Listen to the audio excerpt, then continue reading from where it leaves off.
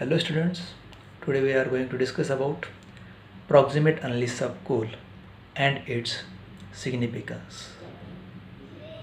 Why analysis of coal is necessary? The simple answer for this: to judge or to assess the quality of coal, this analysis of coal is necessary. Analysis of coal that can be done by two methods. First method is proximate analysis and second method ultimate analysis. Now we will discuss in detail about proximate analysis of coal. So what is this proximate analysis? So the simple answer for this proximate analysis includes the determination of percentage of moisture, volatile matter, ash content and fixed carbon. Now first we will determine the percentage of moisture in coal. So percentage of moisture in coal that can be determined by taking 1 gram of finely powdered air dried coal sample in a crucible. The crucible is then placed in an electric hot air oven maintained at 105 to 110 degrees Celsius temperature. The crucible is placed or it is heated in oven for about 1 hour and then that crucible is taken out. It is then cooled in a desiccator and weight is taken again. There will be loss in weight of coal sample due to removal of moisture, and this loss in weight of coal sample is reported in terms of percentage of moisture. So formula for determination of percentage of moisture is equal to loss in weight of coal sample due to removal of moisture divided by weight of coal sample taken into 100. So by this formula we can determine the percentage of moisture. Then we have to determine percentage of volatile matter in coal. So this percentage of volatile matter in coal that can be determined by the simple process.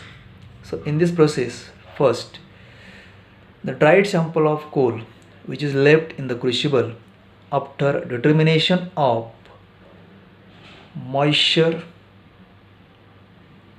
in first operation is then covered with lead.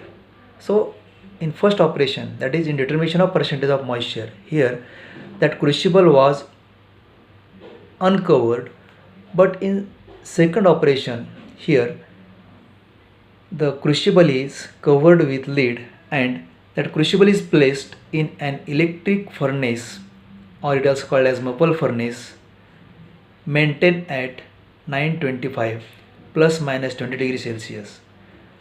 The crucible is then taken out of the furnace after 7 minutes of heating. Then the crucible is cooled first in air, then inside a desiccator, and weight is taken again. Again there will be loss in weight of coal sample due to removal of volatile matter. This loss in weight of coal sample due to removal of volatile matter is reported in terms of percentage of volatile matter. So the formula for determination of percentage of volatile matter is equal to loss in weight of coal sample due to removal of volatile matter divided by weight of coal sample taken into 100. So by this formula we can determine the percentage of volatile matter. Then we have to determine percentage of ash in coal. So this percentage of ash in coal is again determined by the simple procedure. The residual coal sample left in the crucible after determination of percentage of volatile matter operation is then heated without lid in a muffle furnace at 700 plus minus 50 degrees Celsius temperature for 30 minutes. Then the crucible is taken out, cooled first in air, then inside a desiccator, and weight is taken again. The process of heating, cooling, and weighing is repeated till a constant weight is obtained. The residue left in the crucible is then reported in terms of percentage of ash. Now, the formula for determination of percentage of ash is equal to weight of ash left in the crucible divided by weight of coal sample taken into 100. So by this formula we can determine the percentage of ash content. Then we have to determine percentage of fixed carbon. So the percentage of fixed carbon in coal is determined from the equation percentage of fixed carbon is equal to 100 minus percentage of moisture plus volatile matter plus ash. So by this formula we can determine the percentage of fixed carbon. Now we know the determination of percentage of moisture, volatile matter, ash, fixed carbon. Then we should have to know the importance or significance of proximate analysis. So proximate analysis gives valuable information regarding the quality of coal. So first, moisture. The presence of moisture in coal decreases the calorific value of coal.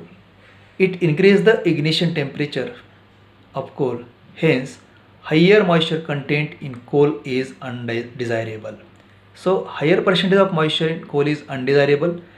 Lesser the moisture content, better the quality of coal. And this information we get from proximate analysis.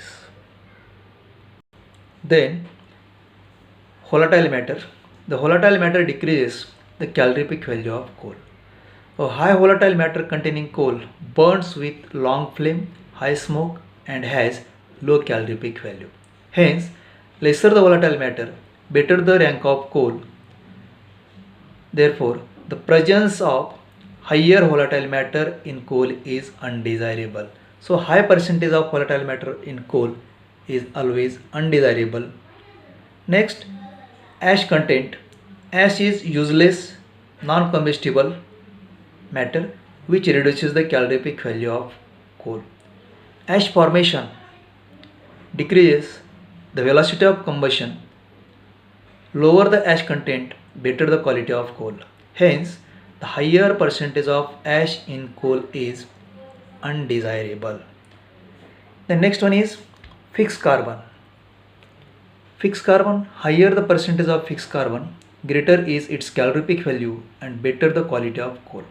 Greater the percentage of fixed carbon, smaller is the percentage of volatile matter. Hence, high percentage of fixed carbon in coal is desirable.